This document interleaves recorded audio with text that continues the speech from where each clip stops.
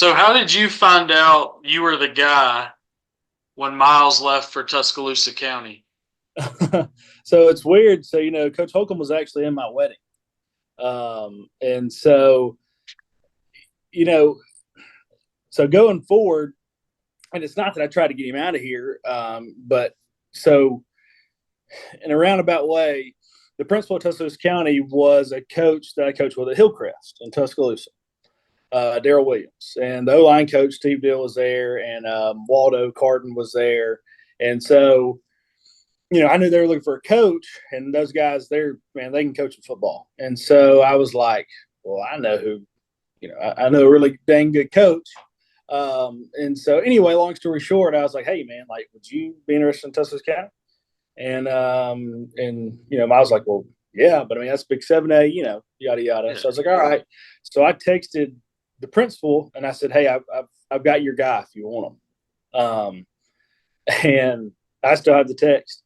And he was like, who is it? And I told him, again, this is just me looking out for a friend. I had no interest in pursuing a head coaching job. So anyway, long story short, he gets the job. And so I'm excited. I'm at Oxford. I'm doing my thing.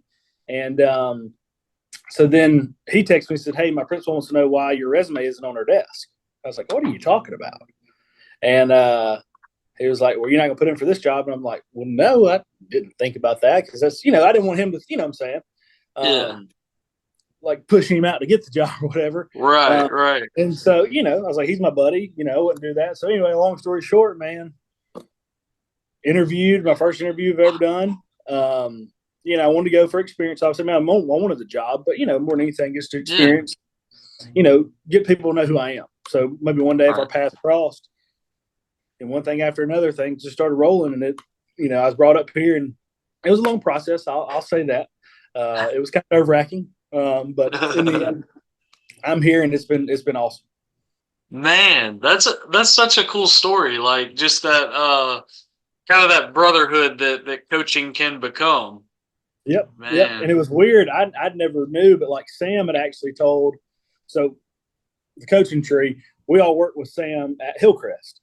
Right. And so Daryl had actually texted Sam, Sam's really respected in the coach's world, and asked him, and he also said Miles, and without even, telling me or anything like that, told him that. Yeah. So when Daryl, when he heard Miles, I mean, it was down between Miles and the guy who was the linebackers coach at IMG. I mean, the head coach at IMG and was linebacker coach in the end, and he ended up getting it. So, wow, yep. Man, that's cool. And now look at you. You're sitting in his seat. Now I'm in his office.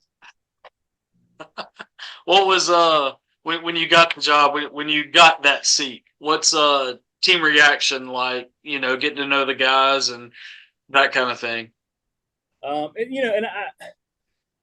It's nothing against anybody else, but they were all fired up because they knew that Coach Holcomb and I were good friends, and they loved him. Yeah. They built a great, a great program here. Something that, typically Southside hasn't quote unquote been year after year. They've had their ups and their downs, but Miles, Coach Holcomb, they've sustained success. And so they were all excited to get me in. They were pumped, but I think they thought they were going to be one way, but they actually turned out another way. But I've also had feedback that they like it better, if that makes sense. And it's not that it's not that we do anything different. We do things different than Coach Holcomb and them, but it's just what I'm saying. Sometimes change people are reluctant to. They thought it may have stayed the same, but it was change that kind of worked in their favor as well. Yeah, man, that's cool. I see all the helmets behind you, and that's what I wanted to ask you about. Just you're where you've been. I mean, I see Hillcrest up there. I know you coached at Hoover under Coach Niblett. You played and coached at Springville, right? And I did. And then obviously offensive coordinator at Oxford. What's it been like coaching under some of these guys, like a Josh Niblett, like a Sam Adams, that kind of thing? Man, it's been. I mean, I can't. I wouldn't be in this seat if it wasn't for guys like those two, and also Steve Davis, who was at Springville when I was there. He actually coached me in high school, and now, again, coaches world full circle. We're sitting at Hoover and need a DC opening, and I'm like, hey, Coach Niblett, why don't you give, because we played James Clemens, and they they stopped. We went to overtime actually, and it beat. But they were just sound defensively. Long story short, Josh ends up hiring him at Gainesville to be his DC. Now he knows he's back at off speed. So it's weird. Like I've always been told I'm kind of like in the middle. Like I know everybody. I know everybody in every part of the state. And like I'm like if there's ever like a coaching change, everybody always asks me about it. Like, hey, who's getting this job? I'm like, I don't know, but I can figure it out. Anyway. But man, those guys, they mean everything to me. And and I love the game. And I might get emotional. I don't know. I get emotional with the team all the time just because what this game has done for me. All those guys were actually at my wedding. They were my uncle did the ceremony. Heck, he even had them in their speech. You know what I'm saying? Because those guys, because those guys literally, they've paved the way for me, and and like I said, I wouldn't be sitting here today without them and what they've showed me, and they've all shown me something different. But especially like somebody working for somebody like Coach Niblett. I mean, I could do a whole segment on him. I mean, that guy, he is unbelievable. And everybody, they're all different in their own right. But especially Coach Niblett, and like I said, and Coach Adams, he, I would say probably owe majority of it to him because, I started working for him as almost like a new boy, if that makes sense. And we got time. I'll give you the rundown of the story. So I'm at the University of Alabama. Coach Davis calls me, who was at Springville, and he said, hey, Coach Maples, who was my head coach in high school. Right. He said, hey, he's leaving to go to Helena. That's when they first started Helena. He said, hey, he's leaving. I'm going to do spring up here, but Sam's called me to be his DC there. He said, go ahead. He's like, I know you want to coach. We'll coach down there. Come with coach with me. I'm like, all right. So I go coach them, and he's like, hey, I'm going to stay for spring up here so the kids have somebody. Yeah. But you just go ahead and coach. I was like, all right. So I went, met Sam, did that whole thing. So I'm like installing his defense, and he hadn't even been there one day. and I'm an offensive guy, obviously. Yeah. So anyway, long story short, we get through spring. Well, he decides he's going to take the head coach job at Springfield. So like, I'm like, I don't know. I mean, I know Sam, but I don't know anybody. So thank God Sam kept me on. And yeah, so it was a wild ride. And like I said, I'm just a college kid, going to class, coaching, for nothing. And I'm thinking, okay, if you want me, you'll take me. So anyway, long story short, I'm there for 2 years, but I'll never forget. At first I was down and out because, as a 18-year-old, 19-year-old, excuse me, at that point, I guess 20, I wanted to be, I thought I could, I'm a huge Patriot fan. I thought I could be Bill Belichick, and I'll forget my dad telling me, because I would just write the plays down for Sam. And, he told me, I was down or whatever. He said, look, you can look at it like that, or you can look at it like you're in his brain the whole time. What he's calling, learning what he's calling. I'm the only one that talks to him during the game because, he wants to know what play we were in, yada, yada, yada. And so I really took stride with that. And in saying that, every time Sam was offered a job or was interested in a job, he'd always call me. And so, like I said, wrapping it all up to him, I owe it all to him because without, every time he got somewhere, he trusted in me and knew that I would be there for him through thick and thin. And so, like I said, I kind of owe majority of this stuff to him. And then Coach Davis, he helped me get on with a Hoover, which Sam did as well. But helped me get on there. I actually went to be a JV defensive backs coach. I went from being the offense, so I was offense coordinator at Springville. Went from being the offense coordinator at Springville to being a JV defensive backs coach. Thank goodness a couple of guys left, so I was able to hop on the offensive side of the ball with Coach Niblett. And so do quarterbacks. And so, or Coach Holcomb and I did quarterbacks actually together. He was actually, so Coach Holcomb actually, I don't know if you know this, he left Crossville as a head coach to be the JV quarterbacks coach. Oh, wow. So I didn't know that was the next step. Yeah. So he was actually, like I said, we both left. I mean, he was a head coach and I was a coordinator. We both left, coordinator, head coaching roles to be JV coaches. But it just so happened that we got, bumped up. And wow. If you go back and look at that staff now, besides our offensive line coach, which he was the head coach at Oak Grove, he's moved to South Carolina now. All of us are head coaches that are on that side of the ball. Besides, no, we all are because Coach Niblett, Coach Tad came later. So we all are actually head coaches now. They're on that side of the ball. That's crazy. That's like that. I forget the year, but if you look back at when they were the Redskins. I guess they're Commanders now. When they had that staff about like 10 years ago, and like Sean McVay's on staff, and I forget who. Yeah, Yep. the Green Bay coach. I forget his name. LaFleur. LaFleur. Yep. Like all these guys are on that staff, and now they're all head coaches. Yep. Man. And let's say the DC he's the head coach of James Clemens now. The D line coach was the head coach at Huffman, Marlon Bush. He was the head coach at Huffman, was DC at Pinson. Our DB's coach was the offense or defense coordinator at Oak Mountain, and then our outside linebackers coach is the head coach at a private school in Mississippi. Sheesh. That's a staff, man. Yeah. So Coach Nibble always, he told me, he said hire good coaches, but hire great people. But he also knew how to hire good coaches too. That's it. That he did. So what's it been like so far in these months so far leading your own program? I go back to what everybody says. So you want to be a head coach? It is, it's great. I sat there with my wife and I said, at the time I was 31, and I said, I'm a 31-year-old as the head coach of a 6A program. Like, I kind of just sat there. I was like, dang, like, this is kind of unbelievable. And I still, I tell our kids, like, I'm no better than anybody else here.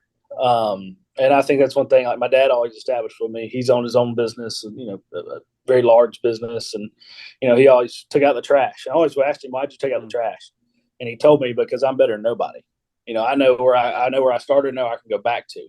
So in saying that, that's one thing I've always tried to keep in mind is, like, even though I'm here, I can go back to keeping notes for Sam again if I have to.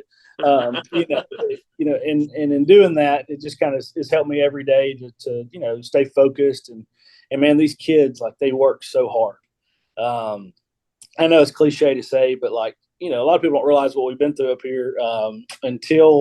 Until June, I had one paid coach on staff.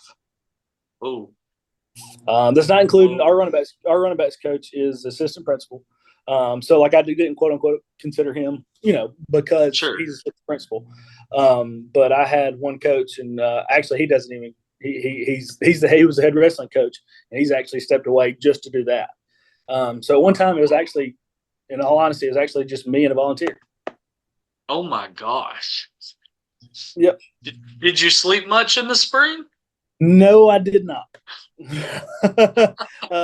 And then on top of all that, I have a 15-month-old son, and on top of all that, we found out we were gonna have another little boy. So, well, yeah, congratulations, but also, yeah, you haven't been sleeping, and you're not going to be sleeping. No, but and round all that out, I was able to get a guy from Arkansas named Branson Davis. He was at the University of Arkansas last year. Was at UAB 2 years prior to that. To be my DC, and so it's all worked out. But yeah, there was a time there for a little bit. It was like, ooh.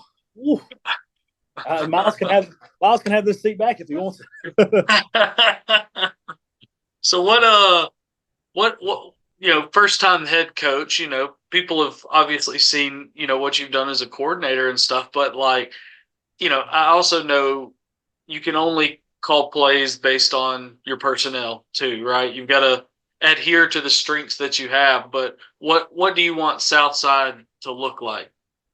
We're going to be kind of the old school mantra of football. We're going to be downhill, and we're going to come at you, and you're going to know it. And I say that because, our starting left tackle is going to Duke, Jamin Brown. Jamin's 6'4". I think he was like 290 the other day. Then our left guard is Pierce Buto. He's 6'5", 287. He didn't know who this was, but he looks just like Brock Lesnar. I mean, built just like him. Yeah, he's like, who's that? I'm like, go look him up. It's okay. Then Reese Thompson is he's our center. He's the meanest one of all of them. He's 5'10", 220. Right guard, Evan McDonald, 6'3", 255. And then our right tackle is little brother to Jamin, but he's 6'6", right at 277 right now. So not really little. Whoa. So in saying that, we're going to be physical. We're going to play a physical brand of football. That's what I grew up doing. That's what Coach Nibble always said when football games in November and December was we're going to run the football, and you were going to know it. And so that's we're hard nosed. We're going to be hard nosed on defense. And it's one of those things, and like I tell kids, it's like you may not win every fight, but at the end of the fight, they're going to know who they fought. That's what you got to leave it all out there. Yeah. And sometimes you're going to face somebody bigger than you, and you may face somebody better than you, but all you got to do is land that one punch. That's it. So let's talk about the schedule. I'm going to go through non-region first. I talked to Miles about this before he took the Tuscaloosa County job. Maybe last year we talked a little bit about some of these teams, but tell me what you know about them. So August 23rd, y'all open up with Guntersville at home, correct? The next week you're at Hopes Bluff. That middle of the year non-region game, you host Etowah. That's got to be a big rival. And November 1st at Pell City. What do you kind of make of that non-region? So first of all, and people are going to think I'm crazy when I say this. Somebody asked me our schedule the other day. I have zero clue when we play who. And I say that because we also play Clay Central for a Jamboree game this year. Okay. Yeah, so I know that's probably not on the website, but that's which Coach Horn, that's I wanted again physical brand of football. I wanted our kids to see a physical brand of football because they're gonna bring it. Our kids are like, "Who is that?" I'm like, "Oh, you gonna know? Don't worry, you'll find out." Yeah, and I've never played Coach Horn, but I know I've worked with guys who played for him and worked for him, and so I know what they're about, and that's what I want. But anyway. So Guntersville, we played Guntersville in the Gadsden City 7-on-7 and lost to them. They've got some really good-looking athletes, man. Some really good-looking athletes. But just go back and watch the film from last year. I believe we had I may butcher it. I know it was over 350 yards of total offense. I want to say about 300 of that was rushing. I could be completely wrong. But from what I think I remember gathering, or 250 was rushing. But anyway, but at the end of the day, they lost the game. So in saying that, that's what I told our kids. I was like, y'all may have, you may have ran the stat sheet up, but the scoreboard didn't say it, so it doesn't matter. That's right. And so, we know they're going to play a great brand of football. And I don't know the coach's name offhand, but I know, he's been there for years. And so he does a really good job up there. Lance Reese. Yes, that's it. Coach Reese. Yes, I met him at Gadsden City for the first time. Being the young guy, or the new guy on the block and the young guy, you go up and introduce yourself. They're like, "Who are you?" I'm like, "Oh, well, I'm like, yeah."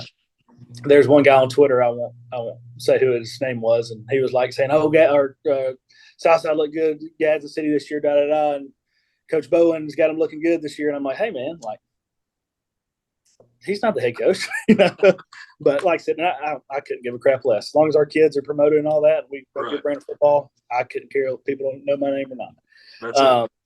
But Hopes Bluff, I've been told you better not lose that game around here. Correct. That's what Miles would say too. That's the same thing he would tell me. He's like, that's not a game you lose. Yep. And and because what I've always known is Hopes Bluff is that they're gonna do what they've done for the past 20 years, and you may know what it is, but you still better stop it because they're coming at you with it. Right. Year after year. Let's see. I was trying to look. Yeah, Southside, 33-38-3 all time against Hopes Bluff. So that's a good rivalry game. Yes, and then Etowah. If you got that pulled up, how many years have they played Etowah? Because I guess a classification discrepancy for a little bit. Let's see. First game. There's a lot of skips here, but the first year they played, according to this, well, it doesn't even have a score. It says 1929, and then they played again in 1932. And then let's see. There's several in the 1930s, and then they didn't play. They played in 1941, and then didn't play again until 1982, and they've played a ton since 1982. Yeah. And that rivalry looks to be heavily skewed toward Etowah. I would imagine so. Man, we were sitting here the other day, and not to make it an Etowah thing, but like people don't realize who all they've had come from there. Yeah.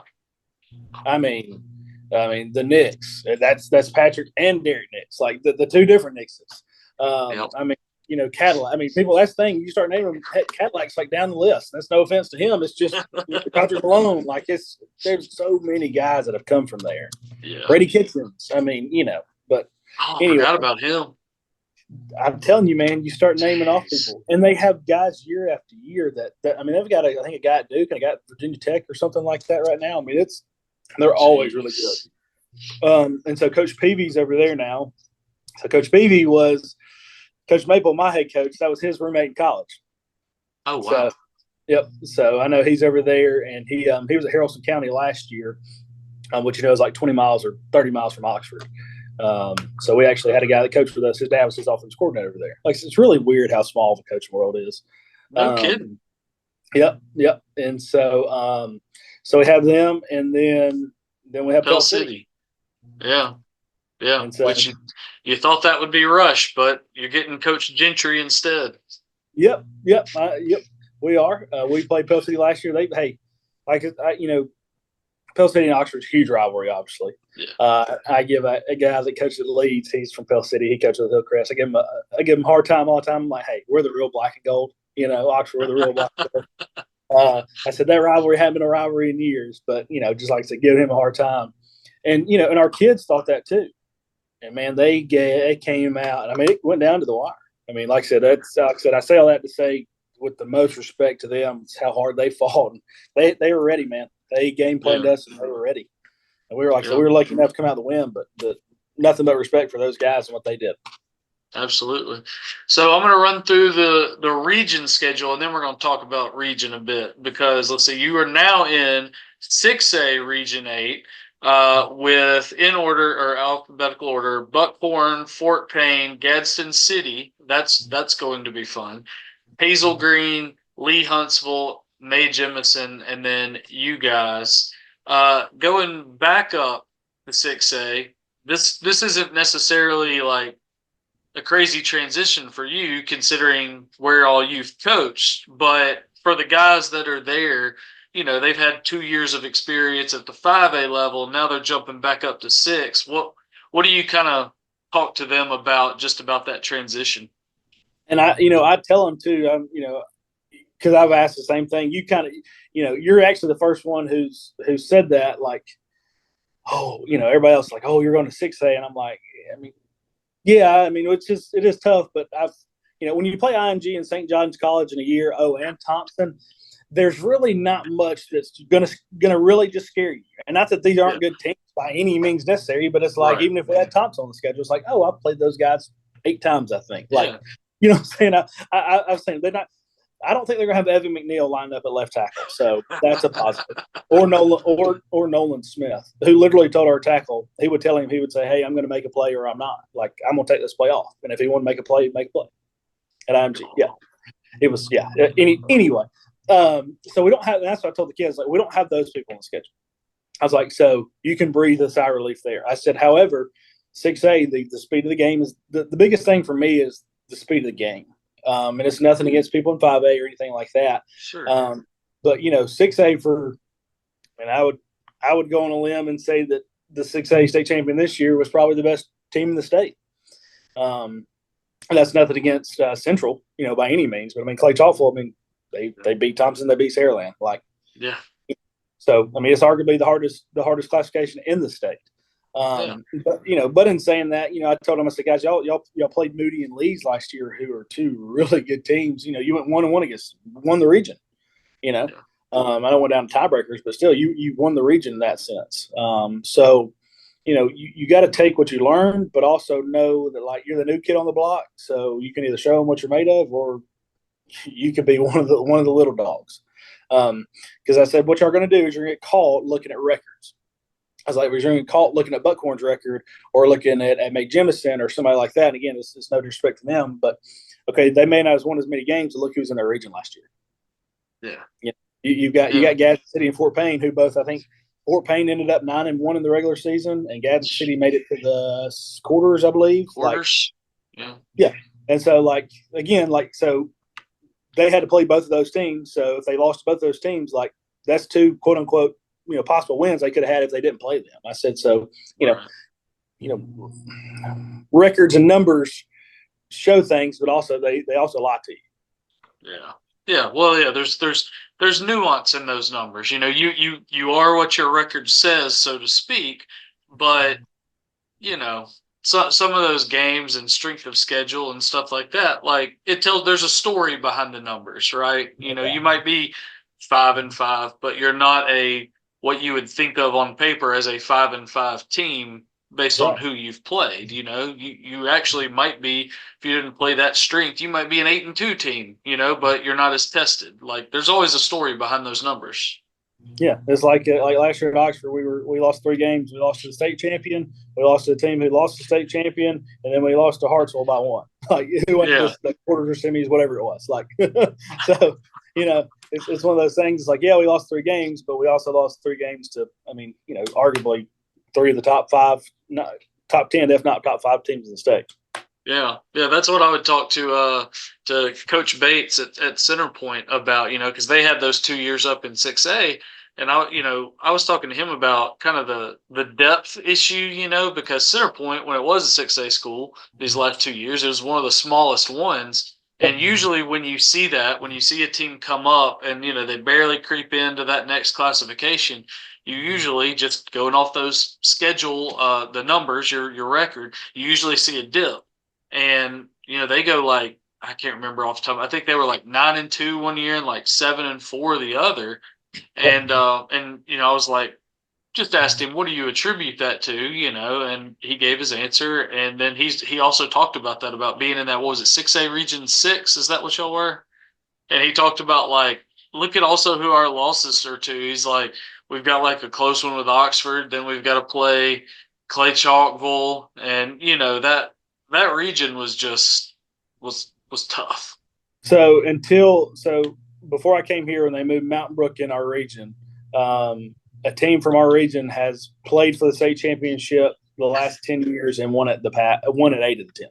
Yeah, Pinson, Oxford, and Clay. Yep, and Mountain Brook played for it and lost to, I guess, whoever was down Saraland. Saraland. That's crazy. Yeah, and Centerpoint beat us our first year at Oxford. They beat us beat us. They made it. Oh, they were good, man. They had a quarterback and a running back who were unbelievable, and a linebacker number 22. I don't know the kid's name, but golly, man, they were good. Yeah. Coach Bates does an unbelievable job. Oh yeah. It's still Irwin to me. That's what they were in our region when I was in high school. Yeah. I mean, he's one of the best around, and now them back in 5A. Look out. No doubt. So, how do you know, like guys that are returning for your roster? Like, how many returning guys do you have back? What's the experience level like? That kind of deal. So on offense, I say we have 9 returning starters. Man, they were hit with an injury bug last year. Like, I want to say 8 or 9 starters got hurt last year for them. Oh. And so, like, when I say we have 9 returning starters on offense, like, technically we have 10. If you want to get really realistic with it. And the only one we don't have is because he tore his ACL at the beginning of the year last year. But the kid who finished out quarterback for us, Jordan Bryan, he's going to be our receiver this year. Last year, I think, they had a couple of guys, but he really was that kind of slot receiver that kind of, he was their go-to guy. They needed a third and 3, they're getting the ball to him. They had Cade McMichael and Scotty Moats out there as well. But he was kind of the guy that, your Julian Edelman type, I say. Yeah. He reminds me a lot of who Oxford has right now with Nick Richardson. Nick is unbelievable. Oh, yeah. He truly is. He's that guy, man, and I love him to death. I'm just laughing thinking of him because that's all he does is smile and laugh. But I love old Nick, miss him. But he reminds me a lot of him. So, like I said, he played quarterback last year. We have a kid, Ethan Surratt, who played last year. A baseball kid, backup third string, fourth string quarterback, whatever you want to say. So now he's going to step in that role of quarterback. So really, quarterback's the only kind of position. Mason Teague, he was 2,000-yard rusher.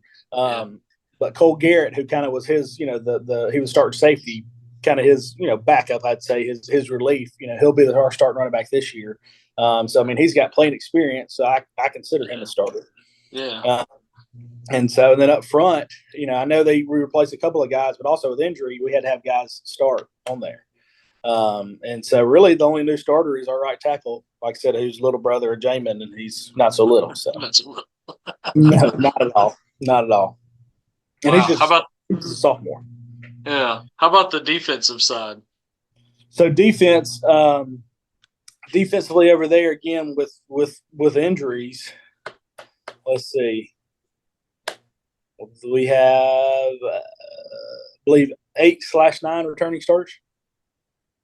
Okay. Yeah, I mean, like I said, and I know you sit there and go, well, how is that possible? They lost 15 seniors. But, again, with injuries, plug and play, man. That's it. So, like I said, and we're on defense led by a guy at middle linebacker. I was telling a guy this morning from the Gadsden Messenger, he was we were there talking, and I said he is your old school middle linebacker, not as big as KJ Britt. Now he's stacked, but he is a guy. If you come across the middle, you're gonna know, and because he's gonna knock your block off. I mean, Braden's 5'9", 210, but he will hit you with everything he's got. You're gonna know it. Yeesh. And he, you know what I'm saying? And he's one of those, like, he craves contact. Yeah. Like our big offensive lineman, he don't care.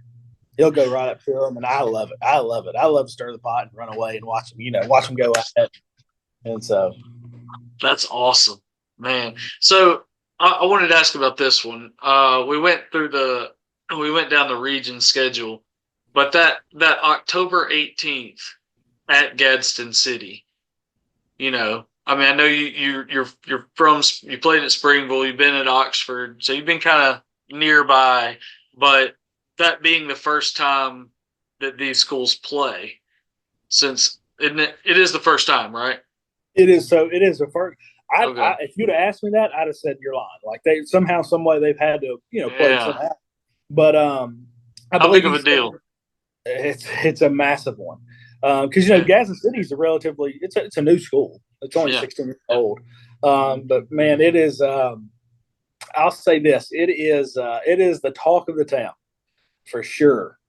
Because, I mean, it is. Now we have Westbrook and Etowah and stuff up here, but, the two largest schools up here are Gadsden City and us. And so, our kids, they're all fired up, and because a bunch of the kids know each other too. And so we actually have like overlapping school zones. Like the Gadsden Country Club, you can actually go to Gadsden City or Southside. And so, I mean, your neighbor may go to Gadsden City and you may go to Southside. Oh gosh, that's going to be too much fun that week. Oh yeah, it's going to be cool. I know Coach Smith does an unbelievable job over there, and like I said, he nothing but positive things to say about that program. Yeah, have you coached a game out there before at their place? Yeah. So our first year we went there. They were in our region, or we don't think we were region at Oxford anyway. I did indie or pregame individual work with no running backs prior to the game because we had lost. So we had lost to Southside the week before, actually, or 2 weeks prior. But we lost. I mean, we had like 8 guys out, and I had 0 running backs. And so Miguel Mitchell, who is playing at Arkansas now, was at Florida last year. He played some running back for us, and Jordan Dobbins played. And so it was. I think we held the ball for the whole first quarter. So I played there. It's a good crowd, man. It's fun to play. I played them, with Hoover. We played them, I know, in the playoffs, I think. And we went there and played a JV game, and the halftime was longer than the quarter. So they have a cool atmosphere being right there off the. You can see it from the interstate. I went out there several times back when. Oh gosh, maybe back when Hewitt Trustful was in that region with them, and covering a game from that visitor sideline, it's tough. Do you have enough room out there to do what you need to do? It's tight. It's tight. It's real. You need to come see ours here. It's even tighter. Tighter? Yep. The tightest one I've ever been at is still Clay Chalkville. because there's no. It's Yeah. time. So I was always in the box when we coached. We went to Clay, but it's like Clay. It's a lot like Clay here. Okay. It's the home is actually worse than the away. I don't know how that works, but maybe I can get that. Maybe I can get that You solved. flip it. Well, it's like there's kind I don't know, like seeing that, especially at Clay, like you see advantages in it. Like I was at the Clay Chalkville Parker semifinal game this past fall, and it was literally standing room only. And so you had people, and they're right on top of you. It's loud and all that. But at the same time, there were some games that Clay Chalkville over the years can kind of cakewalk through, honestly. Yeah. And if all those people are right there, they're just coming up to the fence and talking to the kids, and they're cutting up because they're up 42-6, and they're just kind of joking around and stuff. And I don't know if it was Coach Gilmer's deal or what, but they put up some sort of big, tall thing to block the people out, and I loved that. Yep. I love it. So and it's weird. So actually, I went to Clay for 8 years. So I started Really? kindergarten there. Yep. So I went to Clay, and so Stuart Floyd was quarterback when I was there. Yep. And so my dad actually coached his dad or coached with his dad in high school. And so, like I said, kind of a connection there. And so, yeah, Stuart was quarterback in '99 when I was in kindergarten or whatever. They won state championship. And so, yep. Man, you know everybody. That's what everybody says. I'm starting to I've always wondered who runs the Alabama football scoop Twitter, and I'm starting to wonder if it's you. I have had more people say, if you ask Sam, he'll say it's me. And I've told him, I was like, man, I promise it's not. I promise it's not. But it's one of those, because they're like, you always know everybody in every space and all this. I'm like, I would tell you if it was me. It is not me. That's so good. So what is we'll wrap with these couple. What have you liked best since taking this job? What's been the best thing about moving into this head coaching role at Southside Gadsden? Man, getting back to and it takes away nothing from where I've been with Oxford or Hoover, but getting back to that hometown feel. You know what I'm saying? Which here we have the opportunity and blessed with having two cities actually with Southside and Rainbow City. And so, but in saying that, just having that, that feel to where, when if I go to Jack's, you know what I'm saying? Like they know, hey coach, how are you? You know what I'm saying? Like just little things like that. Like I said, the Springwood was like that. Everybody knew everybody. Sometimes a good thing and a bad thing. But just kind of that hometown feel, because Oxford is so big. People don't realize how big it is. And man, the facility over there, it's unbelievable. And, it's really, really nice. But getting back here to where, like, you're in a field house and it smells like a field house, as weird as that may sound and feel, but I'm sure you understand what I mean by that. It's like, getting back to things like that, it's really cool, man. It really is. And like like I said, like a tight-knit community. Yeah, no, that's cool. What's the go-to Jack's order then? I'm up here probably every morning, and this goes back to Coach Niblett. So I eat breakfast at Jack's. So I do chicken biscuit, add cheese. I like it. That's I give that a 9 out of 10. That's solid. I like the chicken with cheese. That's a solid order. Yeah, I'm like I said, I'm a early bird and a late night guy because of Coach Niblett. Yeah. I bet Coach Holcomb didn't tell you about the time we stopped the school from burning down at Hoover, did he? No. Quick story. It was 2:00 in the morning. We were playing Thompson, and Coach Niblett was like, "Hey, we go get some coffee?" And I was like, "Yeah, I'll get us some." And so I'm walking down the hall, and I'm like, "Smoke!" And I came back. I was like, "There's something on fire at the school." And so, like, Coach Niblett was like, looked at me and looked at all the coaches. Like, look, I know it's late, but like, come on. I mean, seriously, it's like 1:15, 1:30 in the morning on a Sunday. And so I call 911, like, hey, I'm at Hoover High School, and it sounds weird, but like, there's a fire up here. And the guys, I never forget, the guy's like, or the lady was like, you're telling me you're in the school and it's on fire. I'm like, I'm telling you, I'm in the hallway and there's something smoking. I don't know what it is, but it is. And so, of course, like the fire truck takes forever to get there. I call them back. I'm like, hey, look, y'all need to get here now. There's more smoke. So one fire truck pulls up, and the guy, I'll never forget, like, he comes in there and he turns the corner and he looks and he radios something in, and it wasn't 5 minutes, and the cavalry shows up, and it was a small electrical fire in the ceiling. Oh my gosh! Yeah, and like I always say, if we weren't up there until 2 o'clock in the morning, the school would have burnt down. So we saved the school. Y'all saved Hoover High School. Yep. Wow. The people in Hoover will love this. That you saved y'all's quick thinking and your film study saved the school. Yeah, I'm still waiting on my check from it, but that's all right. Hoover City Schools has got that money. They got that money. Yes, they do. Yeah, they got a lot more now because Nibley's not there. That's true. That's true. I mean, I don't know what Drew pulled, but it can't be too small.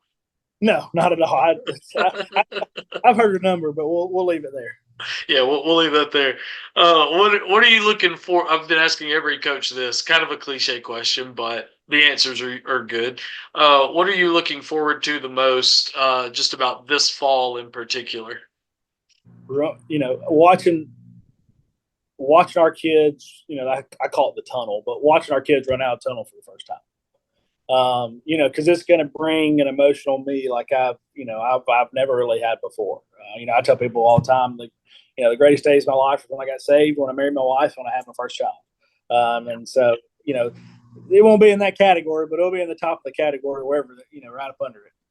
You know, like I said, I'm so ready for them to reap the benefits of their hard work. You know, I tell people all the time, it's, you know, I've been told maybe I need to step out more of my comfort zone and kind of get out there more, but like, I'm more about promoting my kids and the program and not myself. That like I said, I don't know how to call it or what it is. But like, I'm so ready to see them and the product that they put on the field for themselves more than I am to coach the game, if that makes sense. No, it makes total sense. Yeah, no, that's awesome. Because they've been working their butts off, man. Like yesterday, I was on the hook for PS5 with the college football game coming out. So I've got one sitting right over there because I told them, you know, if they put in the work and did it. So I went and bought a 65-inch TV and a PS5. And so we're gonna have us a little college football tournament. I said the only thing, and this is the only time I told the coaches today. So the only time I pulled head coaching rank is I get first on the sticks. Wow. Who's the team? Who are you playing as? I mean, I've got to play as Alabama. There you go. That's where I graduated from. But, you know, it kills my wife. She's a huge Alabama fan. But it kills her because now, like, with Robbie Ashford playing at Auburn, like, I'd watch Auburn games. And so, you know, and she was like, how can you watch that? I'm like, it's Robbie. Like, he's like a second son to us. And she's like, well, no, but still. And I'm like, you know, so you kind of, I know when you know, like, I'll be a huge Duke fan now when Jamin goes there. McCabe's going to UAB. And so, like, when you have people like that, you know, it kind of, but I can tell the kids I can play the Air Force and beat every one of y'all, so it doesn't matter. That's fantastic. Well, I appreciate you taking the time, Coach. Congratulations on the job, and looking forward to seeing how it turns out for you guys this fall. Yeah, well, big time. Like I said, thank you so much. Thank you for what you do for us in this world, because you know, I know, you know, used to when there was sideline and stuff that was real big, you know, the sport was more popularized, but, you know, unfortunately now I almost feel like it's not. But guys like you who take the time and do this, I know, like Kyle Parmalee, you know, I know he does a little bit of that, like with softball for him. Like that's, you know, guys like y'all, that's, I mean, you know, I really respect what y'all do. And like I said, I thank you for having me on here, and hopefully we can get you out to a game. I know. So do you write for the Trussville Tribune? No, I used to. I was the editor there for a number of years. Now I freelance, but I pretty much freelance exclusively with Starnes Media. So we cover the Hewitt Trussville, Clay Chalkville, then all the over the mountain. So Hoover, Spain Park, Homewood, John Carroll. I'm going to end up leaving somebody out, but all those schools. And then, you know, when it comes playoff time, it's kind of, you know, depending on who we have in, we get to see more schools then, obviously, with just the different region matchups. Like this last year, like I just wanted to see something different. Like you mentioned, that kind of that tight knit hometown kind of feel. And there was, I forget what week it might have been. I can't remember if it was the first round. I think it had to have been the first round. It was the first round. And, you know, Kyle will pick the game that he wants to go to. And then, I can pick from what's left, and we work out schedules with the other freelancers of who can go where, who can drive there and here and that kind of thing. But I was like, I want John Carroll at Fairview. Like that was like, I mean, could have had Hewitt Trustful versus whoever, or, that school's 5 minutes down the road from me. But I was like, I want to go somewhere I haven't been, and I want to go see a team I haven't seen, and that was Fairview. Yep. And so I just, I drove back roads. I didn't take 65. I just drove back roads all the way to Tolman and made it. I made an afternoon of it. I cut through. Where did I cut through? Where was I? Cleveland. I cut through Cleveland. You went through Blunt'sville and all that. Yep. I went. That's the route I took, and trying to make it not just about the game, but make it about the trip, and see some places I haven't seen, and meet some people I haven't met before. Look, I know you got your group you have to do. I'm telling you, go watch a game at 5. Okay. It's unbelievable. I'll get chills just because that is your, our coaches, and I put this in there, whatever. I'm just talking now. Our coaches talk this. They are, unfortunately nowadays, guys are caught up in like recruiting and stars and this, that, and the other. And I'm just gonna call it like it is, transferring to different high schools. It's just everywhere. But there, it is a true definition of when you're 5 years old, wanting to play for the red and the black, to being a senior and playing for the red and the black. It literally is that hometown. Like, they shut down. My wife and I'm telling you, like, when we would have off in the playoffs at Hoover, like, we would go and watch, because it really is that tight knit. And there was other coaches I worked with at Hoover that were like BJ Brooks that's up at Sardis now. He went to a game, and the guy that's at Auburn now, they had off. We just happened to run into each other there because, like, I mean, it's I mean, in Benefield, he obviously does an unbelievable job with that community, man. And there's guys walking around there, Letterman jackets, and people can say whatever they want to, but like, that community shuts down, and like, that is what high school football is. That's fantastic. Like, for years, I still haven't done this, and now too. Like, having a kid, having multiple kids, it's hard to do some of the things you maybe want to do.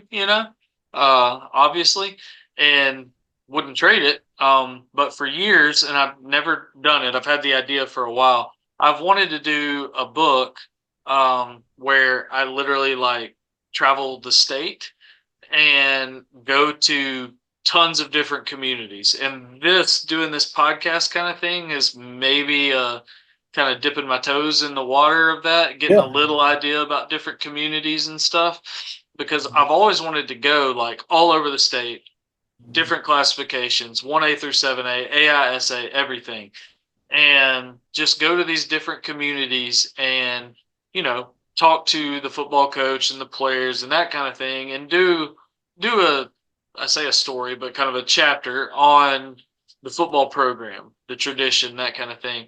But while I'm there, also really do some chapters on the community itself and traditions and, small town America, that kind of thing. And I'm gonna say that what I had a working title, and I'm going to say it here, so if anyone ever steals it, I can know they stole it right from this. But I love alliteration, she sells seashells by the seashore kind of thing. And I was going to call it Tailgates and Tailbacks. That was going to be kind of the main title. And then, because I mentioned it was going to be kind of twofold, where you're covering community and you're covering football, I was going to call it A Dual Threat Dash Across Dixie. Oh man, that's awesome! I thought it was kind of fire. Like, I'll buy. Like, I want a signed copy. I'll pay for it, but I want a signed copy when it comes out. Hey, if I do it, you'll probably be in it. Like, I can tell you this. I know Barney Hood, and it's no disrespect from where I've been, but from what I've seen, Barney Hood on a Friday night, it gets wild. I'll tell you this, and I'm not trying to keep you. So I found this out yesterday. So if we go on an away game, and it's little things like this. We go on an away game, we win, we come back. They block off where, like, McDonald's is, and we have like a loop around our school. We do the loop twice, and then we pull back in the school. That's neat. I mean, you know what I'm saying? Like little things like that. Like I never knew. Yeah. It's like hometown stuff like that. I would always tell people the coolest thing about Oxford, man, is like if coming away on the road, it's win or loss, really. Like Cheap Partridge, when we hit the interstate right there, it was blue lights, and at every light there were cops, and we were escorted in, escorted out, and that's like we were made to feel like we were big time. It was awesome. Yeah, that's so cool. Yeah, I'm gonna end up having to do this at some point. I want to. It's just how do I get to all these places and when? So I may have to in the future spend a couple seasons in a row just randomly go into different communities every Friday instead of the typical coverage. We'll see. Look, like you already stated, I know a lot of people in the States. So you just let me know and I'll get you hooked up. There you go. There you go. Director of Book Operations. There you go. I'll do it. Awesome. Well, I appreciate you, Coach. This was a lot of fun. Yes, sir. Well, thank you. Like I said, hope to talk again. Absolutely. Be following y'all this fall. Yes, sir. Well, have a good one. All right, you too. Thank you. Yes, sir.